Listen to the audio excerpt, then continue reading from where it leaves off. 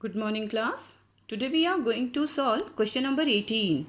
The question number 18 is of calls in arrears as well as the calls in advance. Okay, this is the question number 18. I had already seen on the WhatsApp पे आपके question चला गया है. Now just see the question. A limited company was registered with a capital of 5 lakh in share of 10 each and issued. तो यहाँ तक तो कोई वो नहीं था अभी तक, इसकी ज़रूरत नहीं है हमें तो issued से मतलब रहता है. Now just see the issue part.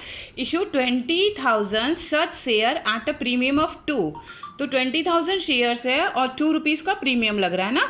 Payable as 3 per share on application, 4 per share on allotment including premium. That means out of this 4 rupees, 2 rupees is of share and 2 rupees is of premium, and 2 per share on first call made 3 months later. तो ये month से हमसे कोई लेना देना नहीं. जैसे मैंने प्रीवियस भी बताया था कि इस क्वेश्चन में मतलब शेयर वाले क्वेश्चन में डेट से कोई लेना देना नहीं. तो हम देखो कितनी कॉल मंगा चुके.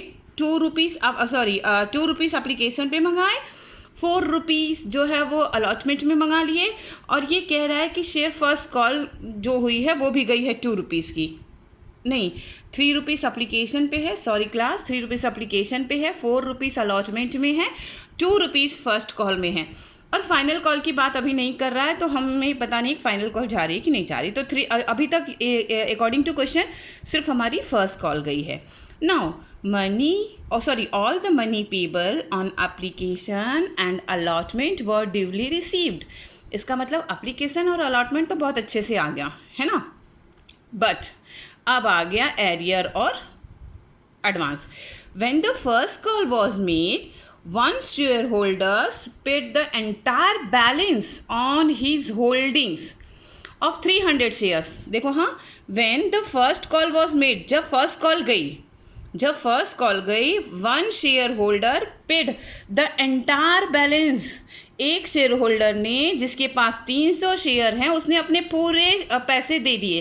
तो कब दिए? उसने फर्स्ट कॉल के समय दिए. तो इसका मतलब उसने एडवांस क्या दिया? उसने हमें एडवांस दिया सेकेंड कॉल का पैसा.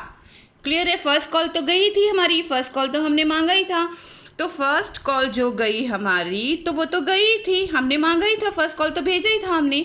लेकिन एक शेयर होल्डर है जिसके पास 300 शेयर हैं, उसने फर्स्ट कॉल के साथ साथ सेकेंड कॉल का भी पैसा भेज दिया. क्लियर हो गया ये बात? अच्छा, सेकेंड कॉल का अमाउंट क्वेश्चन में नहीं दे रहा है. सेकेंड कॉल का अमाउंट क्वेश्चन में नहीं दे रहा है, क्वेश्चन साइलेंट हो गया. लेकिन हमसे यहाँ कहा गया है कि एक शेयर हमारा 10 रुपीज़ का है, 2 रुपीज़ प्रीमियम है. इसका मतलब हमारे शेयर की वैल्यू कितनी होनी चाहिए? 12 रुपीज़ होनी चाहिए. 12 रुपीज़ में से 3 रुपये हम अप्लीकेशन पे मंगा लिए, 4 रुपीज़ हम अलॉटमेंट में मंगा लिए, 7 हो गया. 2 रुपीज़ हम फर्स्ट कॉल पे मंगा लिए तो 9 हो गया. बचा कितना? 10, 11, 12, 3 रुपीज़ बचा. तो इसका मतलब सेकेंड कॉल हमारी कितने की जानी चाहिए? 3 रुपीज़ की जानी चाहिए. सेकेंड कॉल का अमाउंट इस क्वेश्चन में हाइड कर दिया. फिर से क्वेश्चन देखो. ओके, फिर से क्वेश्चन यहाँ तक फिर से एक बार समझ लो. 20,000 शेयर्स हम लोगों ने इशू किए at the rate of 10 each, 2 rupees premium पे गया.